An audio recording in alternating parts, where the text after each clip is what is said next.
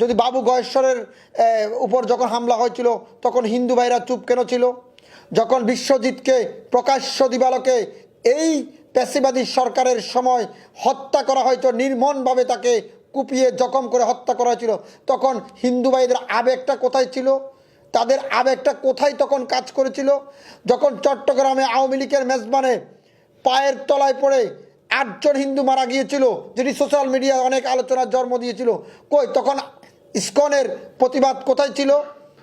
তখন এই কিসমোনা ভীষ্মর প্রতিবাদ কোথায় ছিল? আমি এই ইসকনকে আগামী 72 ঘন্টার ভিতরে আজকে আপনাদের মাধ্যমে জানাচ্ছি, সরকারের কাছে অনুরোধ করছি, এই ইসকন নামের দলটিকে আগামী 72 ঘন্টার ভিতরে, এই ইসকন নামের জঙ্গি সংগঠনটাকে আগামী 72 ঘন্টার ভিতরে এই দেশ থেকে বিতাড়িত করা হোক। শুধু নিষিদ্ধ নয়, এরা এদেশে বসবাস করার কোনো যোগ্যতাই রাখে না। যেহেতু আমার মুসলমান 90% মুসলমান দেশে আমার একজন মুসলিম ভাইকে জবাই করে হত্যা করেছে, আরও বড় বড় হুঙ্কার দিচ্ছেন। পশ্চিমবঙ্গের একজন মুখ্যমন্ত্রী, পশ্চিমবঙ্গের একজন মন্ত্রী হুঙ্কার দিচ্ছেন যে বাংলাদেশটাকে নাকি তারা সীমান্ত পাহারা দিবেন। আরে তোমাদেরকে আমরা বলতে চাই, তোমরা তোমাদের সরকার তেল দাও, তোমরা নিজেদের গন্তব্যস্থান কোথায় আছে তোমরা এখনও নিজেরাও জানো না, শুধু বাংলাদেশ নিয়ে তোমরা কথা বলছো কেন? আমি আপনাদের মাধ্যমে সকলকে অবগত করতে চাই, এই 17 বছরে যতগুলো গুম খুন নিপীড়িত নির্যাতিত মানুষগুলো সুবিচার এখনও পাচ্ছে না। এখনও বাংলাদেশের প্রত্যেকটি প্রতিষ্ঠানে, প্রত্যেকটি সরকারি বেসরকারি প্রত্যেকটি সেক্টরে এখনও আপনি দেখবেন সকল আওয়ামী লীগের দোসররা জায়গা করে নিয়েছে। এই আওয়ামী লীগ দোসরদের কারা জায়গা করে দিয়েছে?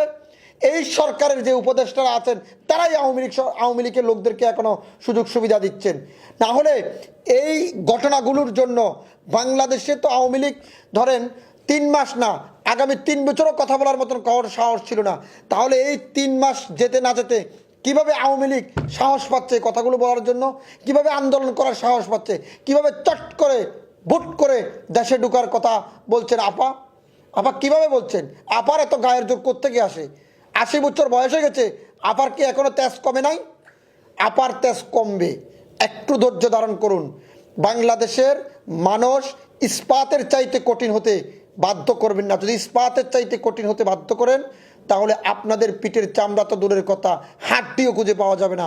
তার কারণ একটাই, আওয়ামী লীগের যারা লুটপাট করেছে, যারা টেন্ডার বাণিজ্য করেছে, তারা পালিয়ে গেছেন এবং তারা পালিয়ে যায় বিদেশের মাটিতে, তারা যে যার মতন করে অবস্থান করছেন। কিন্তু তাদের যে নিরীহ নেতাকর্মীরা দেশে বসবাস করছেন তাদেরকেও শান্তিতে দিচ্ছে না।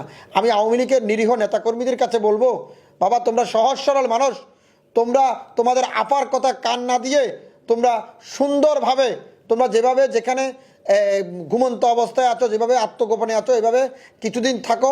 দেশের পরিবেশ পরিস্থিতি ঠিক হলে তোমরা আল্লাহর কাছে মাপ চাও, জাতির কাছে ক্ষমা চেয়ে যদি তোমরা আবার দুধ দিয়ে গোসল করে যদি তোমরা পবিত্র হয়ে যদি এই বাংলাদেশের রাজনীতি ফেরার যদি ইচ্ছে থাকে, তখন বাংলাদেশের মানুষ সিদ্ধান্ত নিবে তোমরা বাংলাদেশের রাজনীতি করার অধিকার রাখো কিনা।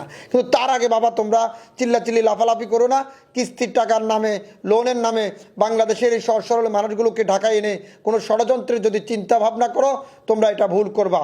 তোমরা বাবা এটা ভুল করবা। তো বাংলাদেশের সকল শ্রেণী পেশার মানুষকে বলবো, আপনারা এই গুজবে অন্তত পক্ষে কোনো ধরনের কান দেবেন না। এটি আওয়ামী লীগের ভয়ঙ্কর ষড়যন্ত্র ফাঁদ।